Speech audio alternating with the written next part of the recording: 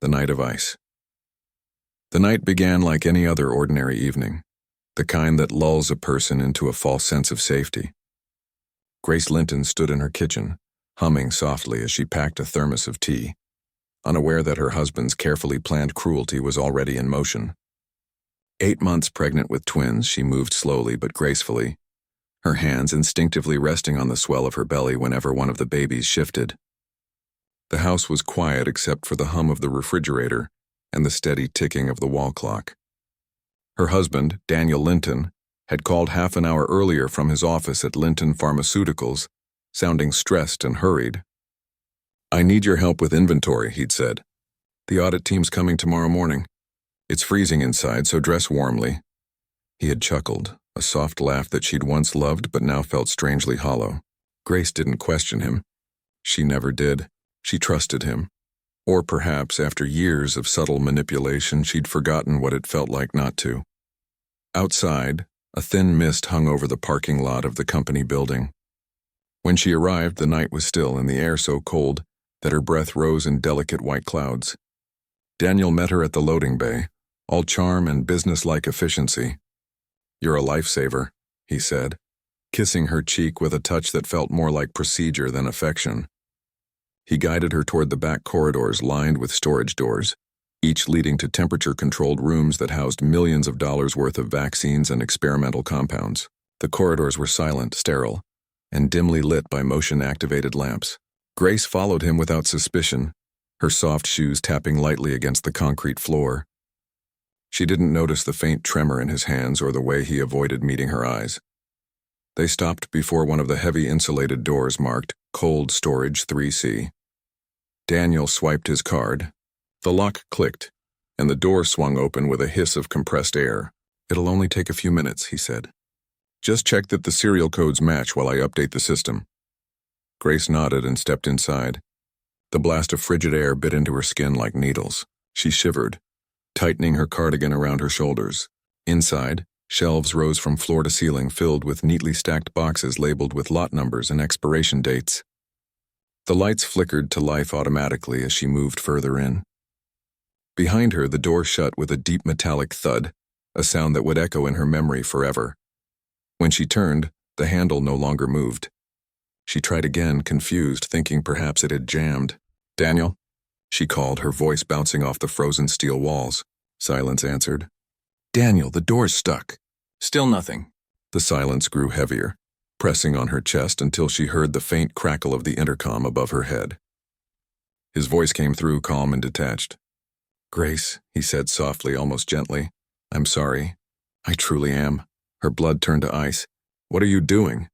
"Open the door," she pleaded, but his tone remained infuriatingly steady. "You weren't supposed to be here this late," he said, "but I can't stop now. The debts are too deep. The insurance will cover everything." The words didn't make sense at first, but then the meaning slammed into her like a physical blow. He was going to let her die. For money. Panic rose like fire in her throat, yet the air around her was freezing, turning her breath into clouds of frost. She slammed her palms against the door, but the steel didn't even echo back a dent. "Daniel, please. Think about our babies," she screamed. His reply came after a long pause, as if he were forcing himself to speak the final cruelty. "I am thinking about them. This way they'll be taken care of." The intercom went dead. For a long moment, Grace stood frozen, unable to breathe, unable to think. Then instinct took over. She turned, scanning the room for anything that could help her survive. The digital display above the door read, 50 de Grave. Her thin maternity dress offered no protection. The cold seeped into her bones almost instantly, sharp and merciless. Her fingers stung, her lips trembled, and within minutes her body began to shiver violently. Every breath hurt. The air burned her lungs like glass shards, and her vision blurred with tears that froze on her lashes. But she refused to stop moving. She knew that if she stayed still, the motion sensors would turn off the lights, plunging her into complete darkness. So she walked, tiny circles around the narrow space, rubbing her arms, whispering to her unborn children to calm herself. "Mama's here," she murmured through chattering teeth. "We're going to be okay." The babies kicked faintly in response, and the small movement reignited something inside her, a flicker of defiance. Daniel might have written her death, but she refused to let him direct the ending. Minutes crawled by, or perhaps hours. Time meant nothing in that icy tomb. The cold crept into her limbs until she could no longer feel her fingers. When the first contraction hit, she thought it was just another cramp. Then the pain deepened, spreading through her abdomen in relentless waves. "No," she whispered, panic flooding her veins. Not now, but her body had other plans. Her water broke, the warm fluid turning to vapor the instant it hit the frozen floor. The babies were coming early, triggered by the trauma and hypothermia. She screamed, not just from pain but from fury and disbelief. How cruel could fate be, to make her fight for life and bring life into the world at the same time? She forced herself to think like the strong, resourceful woman she had once been before fear dulled her edges. She tore open a box of packaging foam, wrapping strips around her hands and legs to slow the heat loss. She moved constantly, squatting through contractions to keep blood flowing. Her breath came in ragged gasps, her skin ghost white, her body on the edge of collapse. Still she whispered, "Hold on, my loves. Just hold on." In another part of the city, a man named Ethan Cross was working late in his own glass-walled office. The billionaire founder of Cross Industries, he was used to sleepless nights. But tonight something felt different, an unease he couldn't explain. Outside his window, he could see the faint glow of Linton Pharmaceuticals, the company once stolen from him by the same man who had just locked his wife in a freezer. He tried to shake the feeling, focusing on spreadsheets and reports, but a flickering light in the distance caught his eye. A single car, parked in the employee lot, hazard lights blinking steadily through the mist. For 6 hours that same car had been flashing, its battery nearly drained. Something in Ethan's gut told him it wasn't right. He had learned long ago to trust that feeling. It had saved his empire more than once. He grabbed his coat and headed out into the cold night. Back inside the freezer, Grace's contractions were coming faster. Pain blurred into a haze of cold and exhaustion. Her knees buckled, but she forced herself upright again and again, knowing that if she fell, she might never rise. "You're not taking me," she whispered, not sure if she was talking to the cold, to Daniel, or to death itself. "You're not taking my children." The words became her rhythm, her prayer. Her heart pounded wildly, each beat echoing in her ears like a drum. When the first baby crowned, she bit down on her sleeve to muffle the scream. She pushed with everything she had left, her vision tunneling, her body shaking uncontrollably. Then a cry, weak, small, but unmistakably real, a sound that cut through the silence and filled the freezer with life. Grace collapsed to her knees, cradling the tiny form against her chest. The baby's skin was bluish, her breathing shallow, but she was alive. "My little warrior," Grace whispered, pressing her lips to the infant's forehead. The second baby came minutes later, a boy, silent at first until Grace rubbed his back with trembling hands. Another thin cry joined the first. She laughed then, a sound half mad from relief and hypothermia. "You did it," she whispered to them both. "You're here." She wrapped them together inside her cardigan, pressing them against her chest to share what little warmth she had left. Her own body temperature was plummeting. She knew she was dying, but she refused to close her eyes. She refused to let darkness take her before someone found them. Outside, Ethan approached the car with the fading hazard lights. The doors were locked. Inside, he saw a handbag, a phone, and a maternity sweater folded on the seat. He called security, his voice clipped and urgent. Within minutes, he and the night guard were inside the Linton building, scanning keycard logs. Daniel Linton's name appeared repeatedly, accessing the freezer rooms just after 9 p.m., with no recorded exit. Ethan's heart pounded. "Open that freezer," he ordered. The guard hesitated. Ethan shoved his own company ID and a wad of cash into the man's hand. Now. Moments later, the heavy door swung open. A wave of freezing air spilled out, thick and white, stinging their faces. Through the fog, Ethan saw a woman slumped against the far wall, her arms curled protectively around two tiny bundles. He was moving before thought caught up. He ripped off his coat, wrapping it around her and the babies, calling her name even though he didn't know it yet. Her eyelids fluttered weakly. "Please," she whispered. "Don't let them die." Her voice was barely a breath, but Ethan heard every syllable. "You're safe," he said, scooping her and the infants into his arms. "You're all safe now." As he carried them toward the waiting ambulance, he glanced once toward the dark office above, the office of Daniel Linton. In that instant, Ethan understood everything. The universe had given him the chance not only to save a life but to right an old festering wrong.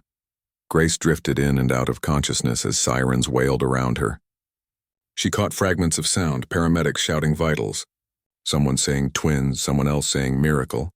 She felt hands working to warm her, oxygen against her lips, a heartbeat not her own pulsing weakly against her chest. She wanted to speak, to thank the man whose arms she'd felt, but her voice failed her. Before the darkness took her completely, she whispered two names, Emma and Noah, and then surrendered to the quiet. That night, while snow fell softly outside the hospital, Grace Linton and her newborn twins hovered between life and death. And miles away, Daniel Linton slept soundly in a hotel suite, unaware that his perfect crime had already begun to unravel. What he didn't know was that the man who'd come for Grace was the very one he'd betrayed years ago, a man who would stop at nothing to expose him. And what Grace didn't yet realize was that surviving the freezer was only the beginning. The real battle, the fight for justice, dignity, and rebirth, was still to come. 10 hours of darkness, the world returned to Grace not as sound or sight, but as a slow awakening of pain. It began with the ache of her lungs, each breath scraping like sandpaper, followed by the distant beeping of machines, rhythmic and constant. When she finally opened her eyes, the first thing she saw was light, sterile, white, and almost too bright to bear. For a moment she thought she was back in the freezer, that the brightness was the reflection of frost on steel walls, but then warmth brushed her skin, and she felt the softness of a blanket around her shoulders. She was alive. Somehow, impossibly, she was alive. Her vision cleared gradually, revealing an unfamiliar room. Polished floors, white curtains, medical monitors, and the faint scent of disinfectant. A woman in scrubs was standing beside the bed, adjusting an IV line. When the nurse noticed her eyes flutter open, she leaned forward quickly, relief washing over her face. "You're awake," the nurse whispered, her voice gentle but trembling with emotion. "Thank God. You're in St. Helena's Medical Center. You've been unconscious for 2 days." Grace tried to speak, but her throat burned with dryness. "My babies?" she rasped. The nurse's expression softened into something that looked like pride and disbelief at once. "They're alive," she said. "Both of them. In the neonatal intensive care unit. They're small, but they're fighters, just like their mother." Grace's breath hitched, tears stinging her eyes. The last thing she remembered was the cold swallowing her whole, her vision dimming as she whispered her children's names into the dark. She had been certain that was her last moment on Earth, but now, against every law of nature, they had survived. The nurse reached for a cup of water and guided it to her lips, and as Grace sipped slowly, fragments of memory came flooding back. Daniel's calm voice on the intercom, the digital display reading -50, the contractions, the cries, the sound of a man's voice saying, "You're safe now." It was real, all of it. "Who found me?" she whispered once her voice returned. The nurse hesitated, then smiled faintly.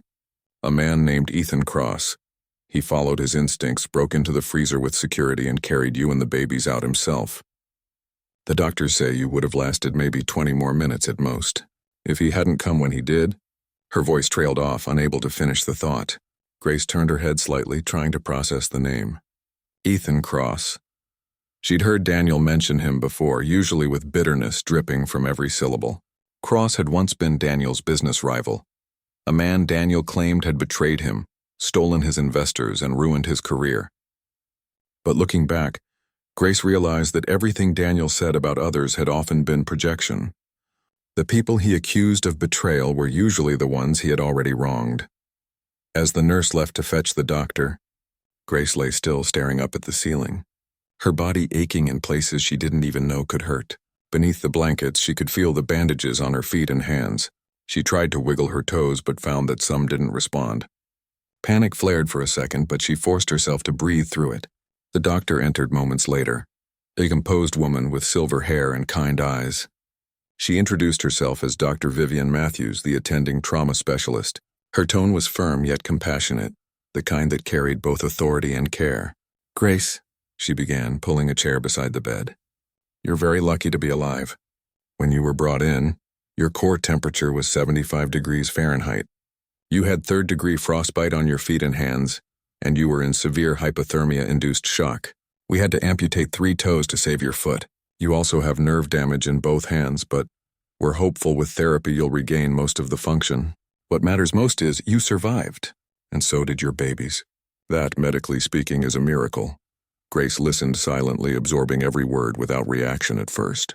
The physical losses meant little compared to what she had already endured. Toes could be gone, hands could tremble, but she had her children. Two tiny lights that had somehow endured in a world of ice.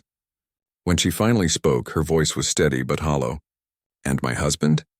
The doctor's expression shifted, her professional composure tightening. "He's been arrested," she said.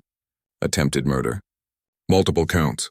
The police have the security footage, keycard logs, and your testimony from the scene. It's an open and shut case, Grace. He can't hurt you again." For the first time since waking up, Grace exhaled a shaky breath that almost turned into a sob. Relief mingled with rage, grief, and exhaustion until the emotions blurred into something indescribable. "He wanted money," she whispered.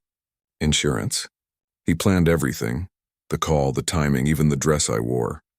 Dr. Matthews reached for her hand gently, careful not to touch the bandaged fingers. "I know," she said softly. "And I also know he failed.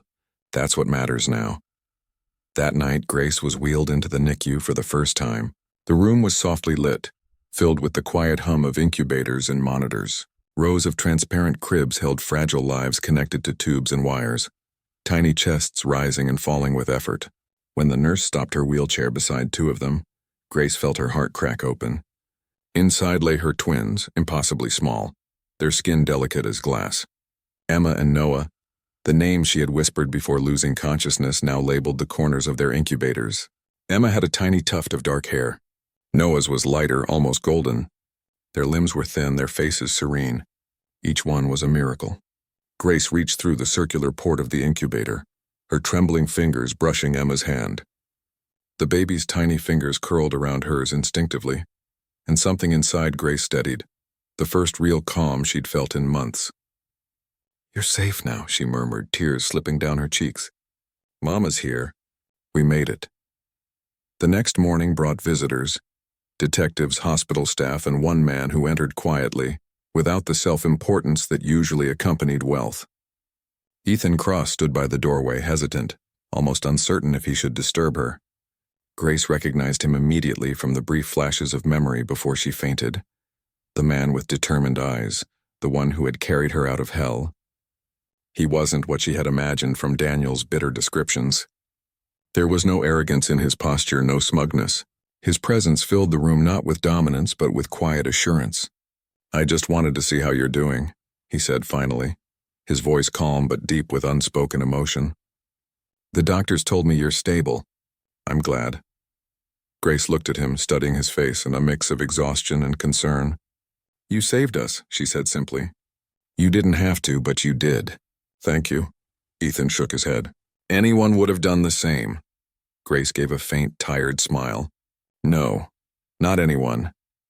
He stayed for a while, listening more than speaking, his eyes often drifting toward the incubators where the twins lay sleeping.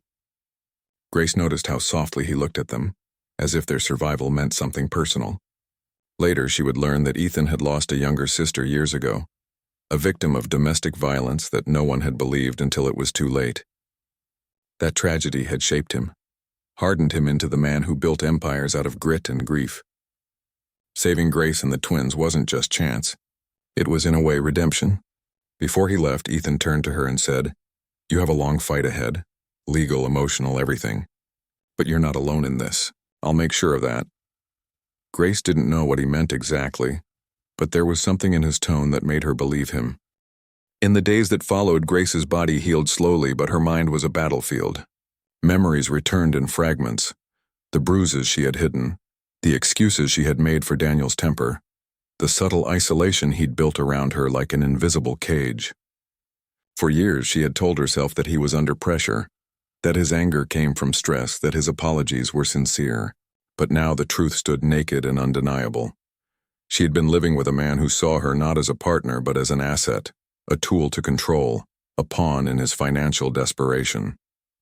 It was a realization that burned hotter than any freezer. Yet amid the pain, Grace also discovered something extraordinary, the quiet resilience that had carried her through those 10 hours of darkness. She had faced death and defied it, That knowledge became a new kind of strength, one that no abuser could ever steal again. On the 5th day, the police came to take her official statement. Detective Laura Friedman, a woman in her 40s with sharp eyes and a calm demeanor, sat beside her bed recording every word. Grace recounted everything, from the phone call that summoned her to the building, to the click of the lock sealing her fate, to the sound of her husband's voice explaining why her life was worth $2 million. When she finished, Detective Friedman nodded slowly. "You're remarkably composed," she said. "Most people in your situation can barely speak about it." Grace's answer was simple. "I had to speak to survive. Staying silent almost killed me." Meanwhile, the news broke. Pharma executive arrested for attempted murder of pregnant wife. The story spread across television networks and social media, igniting public outrage. But what captivated everyone wasn't the crime. It was Grace's survival. Reporters called her the woman who beat the ice, a symbol of resilience and hope. Donations poured into the hospital, strangers sending letters and blankets for the twins. Grace read some of the messages, stunned that so many people could care about her story. For the first time in years, she felt seen, not as a victim but as a survivor. Ethan returned often, bringing documents, updates on the legal proceedings, and sometimes just quiet company. He never overstepped, never pried. Instead, he offered the kind of steady presence that Grace had forgotten existed. Respect without conditions, care without control. It was he who convinced her to hire a top legal team, funded entirely by him to ensure Daniel faced justice. When she protested, unwilling to accept charity, Ethan replied simply, "This isn't charity. It's balance. He took something from both of us. We're just taking it back." That was the day Grace began to see him not as a rescuer, but as an ally. Weeks later, Grace stood for the first time on her damaged feet, gripping a walker for support. Every step felt like a mountain, but she kept moving, her eyes fixed on the window overlooking the city. Outside, snow was falling again, delicate and harmless this time. She thought of that night in the freezer, the darkness, the terror, and the 2 faint cries that had broken through it. Those cries were her reason. "You're not going to remember this," she whispered to the twins during her next visit to the NICU. "But one day I'll tell you how you changed my life before you even opened your eyes. You gave me a reason to fight back, and fight back she would." The trial was approaching, the evidence overwhelming, but Daniel's lawyers were ruthless. His mother, a wealthy socialite, had hired an army of defense attorneys claiming temporary insanity, stress, manipulation. They tried to paint Grace as unstable, emotional, delusional, the same narrative Daniel had crafted to isolate her. But Grace had something they didn't: truth, courage, and allies who refused to let her stand alone. Ethan's testimony, the doctor's reports, and the security footage created a fortress of fact no lie could breach. And through it all, Grace never once broke down in public. She saved her tears for private moments, where they became fuel for her resolve. The night before the trial, Grace sat by the incubators one last time before being discharged. The hospital lights glowed softly, and both babies were stronger now, their heart monitors steady and calm. She leaned close and whispered, "You saved me as much as I saved you. Tomorrow, Mama starts her next fight. Not just for us, but for every woman who's ever been silenced by fear." Her reflection shimmered faintly on the glass, no longer fragile, but forged in survival. The woman staring back at her wasn't the same person who had walked willingly into a freezer that night. That woman had been broken, conditioned, and afraid. The one who sat here now was awake, alive, and unshakable. As dawn painted the hospital windows in pale gold, Grace closed her eyes, remembering those 10 hours in the dark, the silence, the pain, the determination that refused to die. It wasn't just a memory now. It was her armor, her beginning, her proof that even in the coldest night the human spirit can burn brighter than any flame. The Billionaire's return. The courthouse stood like a monument to judgment, its marble columns pale beneath the morning light. Grace sat inside a private room beside her attorney, her nerves steady though her hands still trembled from the lingering effects of frostbite. It had been 4 months since the night that remade her life, and every day since had been a climb, through physical therapy, legal strategy meetings, and sleepless nights spent between the NICU and her lawyer's office. Yet she had made it here. walking on wounded feet, her head held high. The woman who had once whispered apologies for her husband's temper, now prepared to face him under oath. The morning sunlight filtered through the frosted glass, bathing her in a glow that made her look almost ethereal, but inside she was steel. Her attorney, a calm and articulate woman named Amira Patel, leaned forward and said quietly, "Whatever he says, whatever they try, remember, you've already survived worse. The courtroom is just another room and you've walked out of colder ones." Grace smiled faintly at that, grateful for the reminder. She wasn't here to tremble. She was here to finish something. Outside, reporters waited like a storm gathering at the courthouse steps. The story had captured the nation's attention. The pregnant woman locked in a pharmaceutical freezer by her wealthy husband, the miraculous survival of her premature twins, and the shocking twist that her rescuer was none other than Daniel's longtime business rival, Ethan Cross. To the media, it was a story of betrayal and justice, of money and morality colliding in spectacular fashion. But to Grace, it was something far quieter, a story about reclaiming her own voice. She adjusted her coat, straightened her back, and when the bailiff called her name, she walked into the courtroom without hesitation. The air was cool and thick with whispers. On the far side sat Daniel, flanked by his defense team wearing the same mask of composure that had once fooled investors, friends, and even her. His dark suit was immaculate, his tie perfectly knotted, his posture confident, but his eyes betrayed him. They darted toward her for the briefest second, and in that flicker of recognition, Grace saw something she had never seen in him before. Fear. Ethan sat a few rows behind the prosecution, his presence quiet but commanding. He hadn't needed to attend, he wasn't subpoenaed for this phase, but he had come anyway, a silent anchor amid the chaos. Their eyes met for a moment across the room, and Grace drew a small breath of strength from it. Ethan had kept his word from that night in the hospital. He had been there for every step of the recovery, offering help without pressure, support without expectation.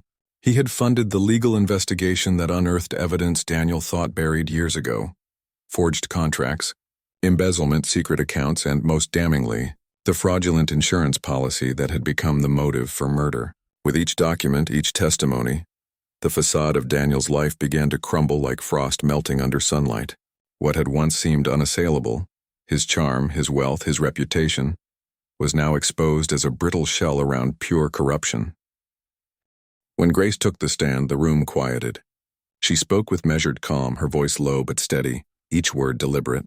She recounted the night with vivid detail, the phone call, the drive, the sound of the lock clicking shut, the fight to stay awake, the contractions, the birth, the faint cry that became her reason to keep breathing. As she spoke, even the defense attorneys shifted uncomfortably. Her testimony was too precise, too human, too unshakable to be rehearsed. When the prosecutor displayed photos of the freezer and the logs showing Daniel's keycard entry, the jurors' faces hardened. Grace did not look at the evidence. She didn't need to. Those images were burned into her mind forever. When the defense tried to rattle her, implying emotional instability, she met their gaze without flinching. "If surviving what he did to me makes me unstable," she said evenly, "then I hope every woman learns to be unstable enough to live." The courtroom fell silent. Even the judge paused, allowing the words to settle. It was not a line rehearsed for drama. It was truth distilled through suffering and courage. During a recess, Grace stepped into the hallway for air. The marble floor gleamed beneath her reflection, and for a moment she felt suspended between two worlds. The one she'd left, filled with manipulation and fear, and the one she was still learning to build, filled with freedom and uncertainty. Ethan approached quietly, carrying 2 cups of coffee. "You're remarkable in there," he said. "The entire jury is leaning toward you. You can see it." Grace accepted the cup, her fingers brushing his for a brief second. "I don't feel remarkable," she admitted. "I just feel tired, like I've been holding my breath for years and finally exhaled." Ethan's gaze softened. "That's what strength looks like, Grace. It's not fire and noise. It's endurance." She nodded, looking past him through the high courthouse windows where the city stretched endlessly beyond. "When this is over," she said quietly, "I don't want to be known as the woman who survived. I want to be known as the woman who lived." Ethan smiled slightly. "Then let's make sure the world sees that." The following days were a parade of witnesses and revelations. Financial auditors testified about Daniel's gambling debts and offshore transfers. Former employees admitted to falsifying reports under his orders. And then came the footage, grainy but devastating, showing Daniel entering the freezer area at 9:05 p.m. and exiting alone minutes later. His defense team tried to claim he'd left the door open by accident, but the digital lock log proved otherwise. The manual override had been engaged. When the prosecutor asked why a man would need to lock a freezer from the outside, Daniel had no answer. His composure began to crack. He glared at Grace once, a venomous look that might have once terrified her. But now it only confirmed what she already knew. He had lost control. The predator was cornered. By the end of the second week, the case had become a national conversation. Talk shows debated the psychology of manipulation. Newspapers praised Grace as a symbol of courage. Ethan's company, which had once suffered because of Daniel's deceit, saw its public image restored overnight. Yet through all the noise, Ethan and Grace kept their focus quiet and personal. He visited her at the hospital between hearings, helping her read to the twins who were growing stronger each day. The NICU nurses adored him, calling him Uncle Ethan, though he never tried to overstep that boundary. Their connection was not born of pity but of understanding. Two people who had both lost something and had chosen to build something new from the ruins. The verdict arrived on a gray Friday morning. The jury deliberated for only 4 hours before returning with their decision. Guilty on all counts. Attempted murder, insurance fraud, obstruction of justice. Daniel's face went pale, the mask shattering completely as the judge read the sentence. Life imprisonment without parole. Grace didn't cheer or cry. She simply closed her eyes and exhaled, as though releasing years of invisible chains. When she left the courtroom, flashbulbs exploded like fireworks outside, reporters shouting her name. She shielded her eyes and kept walking, Ethan beside her. "It's over," he said quietly. "No," Grace replied, her voice gentle but firm. "It's just beginning." In the weeks after the trial, Grace's life took on a rhythm that was both exhausting and healing. The twins were finally strong enough to come home, their tiny laughter filling the quiet apartment that Ethan had helped her secure, not out of charity, but because she refused to return to the house that had once been a gilded cage. She found herself learning to live again, one deliberate act at a time, cooking her own meals, balancing her own accounts, answering phone calls without flinching at sudden noises. She also began therapy, confronting the years of emotional erosion that had preceded the violence. There were nights she woke in cold sweats, hearing the metallic echo of the freezer door. But each time she did, she would walk to the twins' cribs and watch them breathe, their tiny chests rising and falling in rhythm with her own heartbeat. Until calm returned, Ethan visited often, usually under the pretense of business meetings or to drop off groceries. But there was something unspoken between them, a shared quiet that didn't need filling. One evening, as the twins slept, they sat on her balcony overlooking the city lights. The air was crisp, the same kind of cold that once symbolized death but now felt like renewal. Grace turned to him and said softly, "You ever think about how strange it is that something so awful brought us here?" Ethan nodded, his gaze on the horizon. "Every empire I built started from something I lost. Maybe that's just how life works. Destruction, then reconstruction." She smiled faintly. "Then maybe this is my reconstruction." He looked at her for a long moment, the kind of look that didn't need words. "It is," he said. "And it's just the beginning." As winter turned to spring, Grace found purpose in the attention her story had drawn.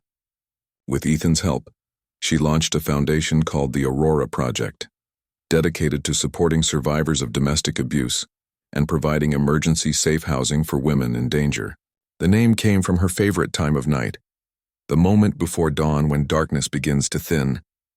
The first press conference drew national coverage. Grace stood on stage in a pale cream dress, her posture regal, her voice clear. She didn't speak about revenge or victimhood. She spoke about resilience, about how courage is born not in loud moments but in quiet decisions. The decision to breathe again, to stand again, to live again.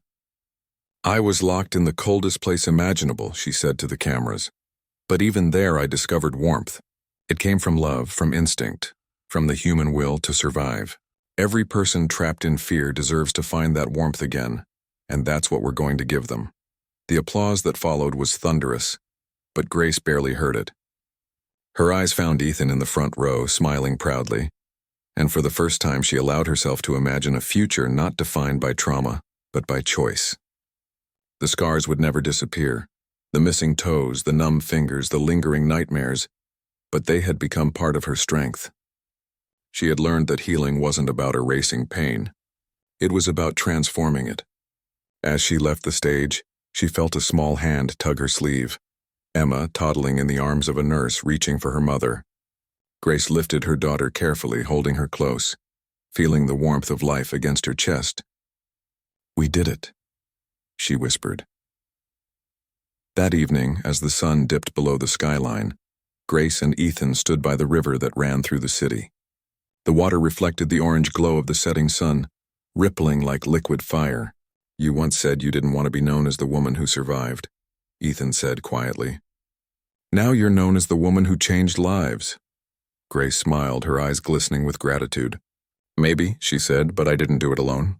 Sometimes strength comes in pairs, like Emma and Noah, like you and me." Ethan laughed softly, a rare sound of pure ease. They stood in silence after that, watching the light fade into dusk, knowing that whatever came next would be written not in cold or fear, but in resilience and grace. And so the woman who had been left to die in a freezer now built a world where others could live freely. The billionaire who had once lost everything found meaning not in wealth but in helping her rebuild. Together they proved that sometimes the coldest night births the brightest dawn. Grace had survived 10 hours of darkness, but in the glow of her new life, she realized that survival was only the first act. Living unfully, fearlessly, and with purpose was the masterpiece that followed. The trial of truth and healing. Spring sunlight filtered through the high windows of the courthouse, painting soft golden streaks across the wooden benches where spectators gathered to witness the sentencing of Daniel Linton. It had been almost a year since the night Grace was locked inside the freezing tomb that changed everything. And yet standing here again brought back the echo of that metallic door in her mind, the sound that had once meant death, but now symbolized rebirth. She was no longer the woman who had walked blindly into her husband's trap. The months that followed the verdict had sculpted her into someone steadier, clearer, wiser. She had learned that freedom was not just the absence of chains. It was the courage to live without fear of them ever again. As she adjusted the soft cream scarf around her neck and settled into her seat beside her attorney, she felt no trembling in her hands.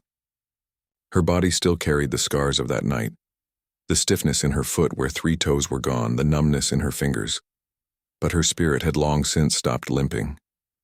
Across the room, Daniel sat in the defendant's chair, thinner now, older somehow, his once confident expression replaced by a tightness that spoke of sleepless nights and gnawing regret. When his eyes found her, he looked away first. That was all the closure she needed. The judge entered, a gavel struck wood, and the room fell silent. The proceedings began with a calm recitation of facts: attempted murder, insurance fraud, obstruction, premeditation. Words that once tore Grace apart now landed like dust on stone. They could no longer pierce her. The prosecutor summarized Daniel's actions, how he had lured his pregnant wife to the warehouse, manipulated the security system, and left her for dead. Then in a tone almost reverent, he spoke of her endurance, of the 2 premature infants who had survived against all medical probability. The story was no longer about his cruelty, but about her will to live. When Grace was invited to deliver her victim impact statement, she rose slowly, every step measured. The courtroom hushed. She faced the judge first, then turned toward the man who had once promised her forever. Her voice was soft but steady, carrying across the chamber with a clarity that silenced even the rustle of paper. "I used to believe that love could fix anything," she began, her words unhurried, deliberate, that if I loved hard enough, forgave often enough, and stayed loyal long enough, the storms would pass.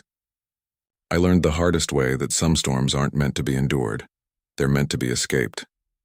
The man sitting there taught me that control can wear the mask of affection, and manipulation can sound like concern.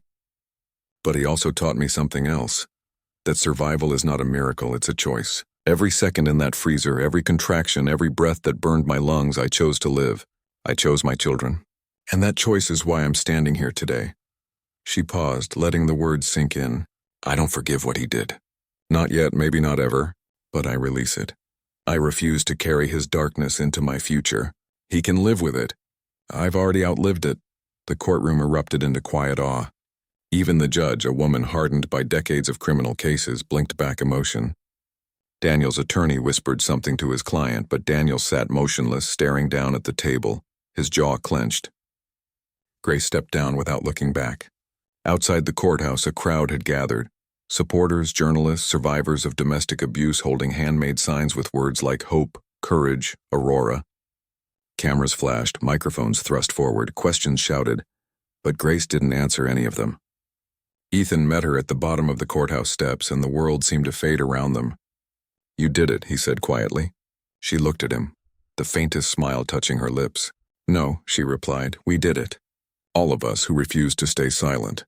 Over the following months, the Aurora Project grew from a small nonprofit into a national movement.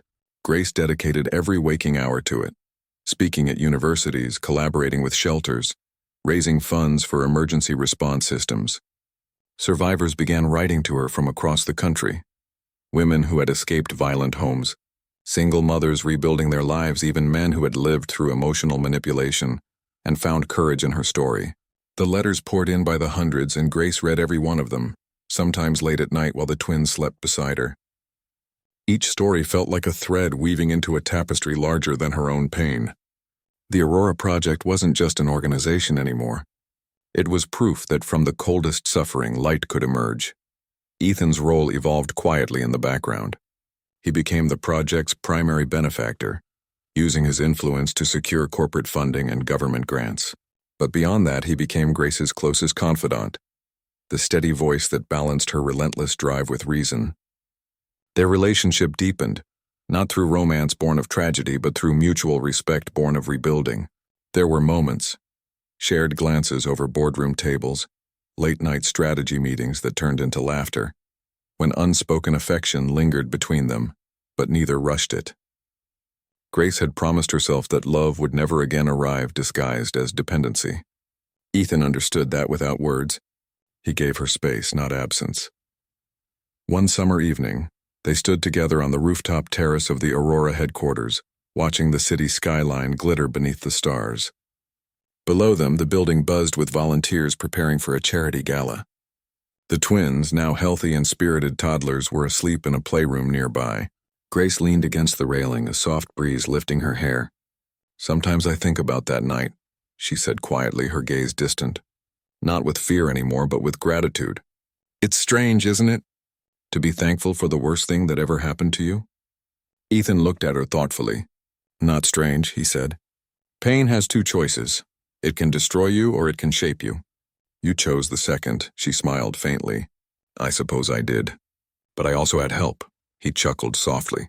"You would have made it either way, Grace. You're the strongest person I've ever met." She turned toward him then, her eyes reflecting the lights of the city. "Maybe," she said. "But even the strongest people need someone who reminds them they're not alone." The silence that followed was comfortable, filled with the warmth of understanding that didn't need to be defined. The next morning, Grace received an invitation from a global conference on women's leadership, asking her to deliver the keynote speech. The theme was from survival to sovereignty. She hesitated at first, unsure she wanted to reopen those wounds on such a grand stage.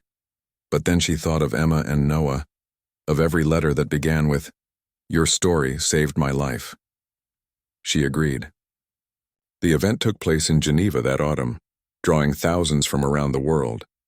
Grace walked onto the stage in a flowing white gown that symbolized renewal, her hair tied back, her demeanor serene. When she began to speak, the vast hall grew silent. She didn't recount the horror for shock value. Instead, she spoke about reclaiming agency, how the true measure of healing wasn't in erasing scars, but in wearing them as proof that you endured. "People think survival ends when the danger passes," she said, her voice echoing gently through the hall. "But survival is just the first chapter. Healing is the story you write afterward." The audience rose in standing ovation before she even finished. After the conference, Grace returned home to find Ethan waiting at the airport with the twins. They ran toward her on unsteady legs, shouting, "Mama!" She knelt, catching them both in her arms, feeling their warmth press against her chest. Ethan watched quietly, smiling, his eyes soft with admiration. "I think Geneva went well," he teased. Grace laughed, brushing her hair from her face. "You could say that." As they walked toward the car, she slipped her hand into his without hesitation for the first time. It wasn't a dramatic gesture. It was simple, natural, the way sunlight returns after winter without fanfare. Months passed and life settled into a rhythm that felt almost ordinary, something Grace had once thought impossible. She spent mornings at the foundation, afternoons with the children, evenings writing her memoir, which she titled "The Night I Found the Light." The book was raw, eloquent, and fiercely honest. When it released, it climbed bestseller lists across continents, translated into 20 languages, its royalties funding new Aurora shelters in countries where survivors had nowhere to turn. Grace didn't chase fame. She chased impact. She once told a reporter, "If my story reaches even one woman before she gives up, then it's worth reliving the pain to tell it."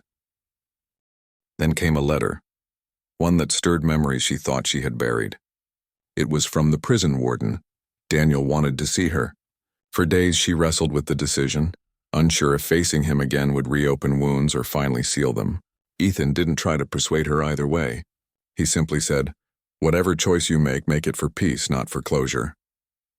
A week later, she stood in the sterile visiting room of the penitentiary, separated from Daniel by a glass barrier. He looked older, his hair streaked with gray, his arrogance stripped away. For a moment they said nothing. Then he spoke, his voice hoarse. "You should hate me." Grace met his eyes calmly. "I did," she said. "But hate is still a kind of tether. I don't carry you anymore." He swallowed hard. "They tell me your children are healthy." She nodded. "They are, and they'll grow up knowing the truth but not the bitterness." He closed his eyes briefly, perhaps wishing for a version of himself that never existed. "I'm sorry," he whispered, though even he sounded unsure of what that word meant anymore. Grace didn't respond with forgiveness. She simply said, "I hope you learned something from the silence you created." Then she turned and walked away. The door closed behind her with a soft click, the same sound as the freezer, but this time it didn't trap her. It freed her. That night, standing by the window of her home, she watched snow begin to fall again. Gentle, harmless, beautiful. Emma and Noah slept peacefully in their beds, their laughter earlier still echoing faintly through the walls. Ethan joined her at the window, wrapping a shawl around her shoulders. "Do you ever think about the past?" he asked quietly. Grace smiled faintly. "Only to remind myself how far I've come." They stood in silence for a long moment, watching the flakes drift through the streetlights like silver dust. The city felt alive, vast, forgiving. Grace turned her face toward the glass, her reflection framed beside Ethan's, and thought about how healing wasn't a destination but a horizon, something you walk toward endlessly, growing lighter with every step. When dawn broke, Grace sat at her desk and began drafting a new speech for the upcoming Aurora Summit. The title came to her effortlessly, "The Day the Ice Melted." It would not be about survival anymore, but about transformation, the alchemy of turning pain into purpose. As she typed the first lines, sunlight spilled across the pages, warm and golden. She paused, looking out the window where the world glowed in morning light. "We made it," she whispered. The words meant for the two tiny hearts sleeping upstairs and for the quiet strength that had carried her through. Her journey was far from over, but she had long since stopped fearing the cold. Because she had learned the most powerful truth of all. Once you discover your own light, even the longest night cannot hold you. From ice to empire years passed, but for Grace Linton the memory of the freezer remained like an old scar. Not painful anymore, just a reminder of how far she had climbed from the edge of death to the summit of life. The Aurora Project had grown beyond anything she once dared to imagine. What began as a single office with 3 volunteers now occupied an entire tower in downtown Chicago, its glass facade etched with the foundation's emblem, a rising sun breaking through frost. Inside those walls, survivors found shelter, education, therapy, and the one thing she had almost lost, hope. Every floor told a story. Art from children who had escaped violence, classrooms where women learned business management, and a research center developing technology for emergency safety alerts. Grace walked those halls each morning with a quiet pride, greeting staff by name, never allowing success to distance her from the mission. She understood that every brick of this empire was built not from wealth but from will. Her twins, Emma and Noah, were now bright-eyed 7-year-olds who carried the same unbreakable spark that had once kept their mother alive in a tomb of ice. They grew up surrounded by love, laughter, and purpose, unaware of the headlines that had once defined their family. To them, the word Aurora meant home, a place of warmth, light, and safety. Grace taught them kindness before ambition, empathy before pride. She often told them, "Power means nothing if it can't protect." When reporters asked how she balanced motherhood with running an international foundation, she always answered, "By remembering that both are acts of creation, raising children and raising hope." Ethan Cross remained by her side through every expansion, merger, and milestone. Over the years, their partnership deepened into something that defied labels. A union of vision more than of convenience, rooted in shared scars and mutual strength. Together, they had turned Aurora into a global network, launching safe housing initiatives across Europe and Asia, integrating AI-driven support lines, and influencing national policies on domestic safety. The media often called them the power duo of compassion and commerce. But behind the polished photographs and speeches was a friendship that had grown slowly and honestly, watered by respect. They had both known what it meant to lose everything, and neither took joy for granted.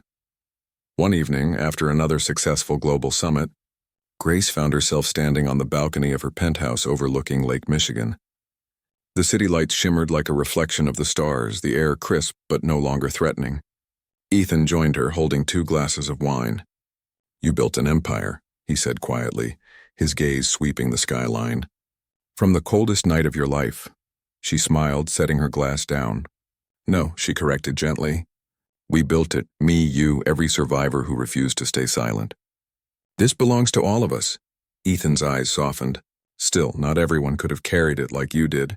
You turned pain into power without letting power turn you back into pain." Grace laughed softly, a sound warm as sunrise. "That's the trick, isn't it? Remembering the cold but never letting it rule you again." Later that year, the Aurora Project launched its most ambitious initiative yet, the Grace Centers, holistic campuses offering education, healthcare, and entrepreneurship programs for survivors and their families. At the inauguration, hundreds of women stood beneath banners that read, "From Ice to Empire." Grace stepped onto the stage as the audience rose to their feet, the roar of applause echoing like ocean waves. She looked out at the faces, women once broken now rebuilding, children laughing, men who had learned accountability, and she felt the weight of the journey settle gently in her chest. "I used to believe survival was enough," she began, her voice calm and luminous through the hall. "But survival is just the seed. What we plant afterward becomes our legacy. This empire isn't built on walls, it's built on stories. Every one of you who chose to heal instead of hate has expanded its borders. You are the architects of tomorrow." When she finished, the audience stood again, not out of pity or awe, but out of recognition. They saw in her what they saw in themselves, the proof that endurance could evolve into triumph. That night, after the event, she returned home exhausted yet fulfilled. The twins were waiting in their pajamas, eager to show her the school project they had made, a diorama titled Mom's Aurora. It depicted a tiny cardboard building surrounded by cotton clouds and paper suns, with 2 stick figures standing hand in hand beside it. One had dark hair like hers. The other wore a tiny black suit like Ethan. "We made it together," Noah said proudly, "because you said teamwork builds light." Grace knelt, tears warming her eyes as she hugged them both. "You two are my light," she whispered. "Everything else is just reflection." As the years unfolded, the world changed around her. The Aurora Project became self-sustaining, guided by leaders she had mentored. Government sought her counsel, universities taught her methods, and her memoir was adapted into a film that inspired millions. Yet Grace never grew comfortable with fame. She preferred the quiet work, the early morning strategy sessions, the private counseling visits, the nights when she sat beside a trembling woman and said, "I know what it feels like. And I promise it gets warmer." Those moments reminded her why she had survived, not to be remembered as a symbol, but to become a bridge for others still trapped in the dark. One winter afternoon, while preparing to deliver a lecture at Harvard, Grace revisited the hospital where she had once been treated. The building had changed, renovated, and modernized, but the cold storage section remained, now sealed and unused. She asked for permission to step inside one last time. The staff hesitated but eventually agreed. Standing in that silent room where frost still shimmered faintly on steel walls, she felt no fear. The chill touched her cheeks, but it no longer bit. It only reminded her of what had begun here. She closed her eyes and whispered a prayer of gratitude, not for what had happened, but for what it had forged. Then she turned off the light and left, never to return. By the time spring bloomed again, Grace and Ethan announced a new venture, the Aurora Institute for Global Leadership, a think tank training women from marginalized communities to become political and business leaders. The inauguration took place under a sky streaked with colors of dawn, a living aurora. During her speech, Grace shared the same message she would later repeat to countless audiences. Empires built on ego crumble. Empires built on empathy endure. The crowd erupted in cheers, and as Ethan joined her on stage, taking her hand before the cameras, it was clear to everyone that theirs was no longer just a partnership of mission, but of heart. Years of friendship had matured into a quiet, unwavering love, the kind born not from rescue but from respect. When he kissed her forehead as the applause thundered, it wasn't spectacle. It was promise. That evening, when the celebrations ended and the city lights shimmered like 1,000 candles below their hotel balcony, Grace stood with Ethan watching the horizon. "It still surprises me," she said softly, "that something so monstrous could lead to something so beautiful." Ethan smiled, slipping an arm around her shoulders. "That's the paradox of life," he said. "The frost kills the old, but it also preserves the seed until spring." She rested her head against him, listening to the distant hum of the city they had helped transform. "Then let's keep planting," she whispered. Years later, when Grace was honored by the United Nations for humanitarian leadership, she brought Emma and Noah to the ceremony. They watched from the front row as their mother accepted the award, standing tall beneath the flags of the world. "This isn't about me," she told the assembly. "It's about every person who has ever been locked away, by fear, by silence, by someone else's control, and found the courage to break the door. The empire we build together is not of glass or steel, but of compassion, and that empire will never freeze." When the applause faded and the lights dimmed, Grace looked down at her children, now teenagers, and saw her legacy reflected in their eyes: curiosity, courage, kindness. She smiled, knowing the story had come full circle. The woman who once lay dying in a freezer had become the architect of an empire of light. She had proven that the human heart, once thawed by hope, could warm the entire world. And somewhere deep inside where the cold had once lived, there was now only fire. Steady, gentle, eternal.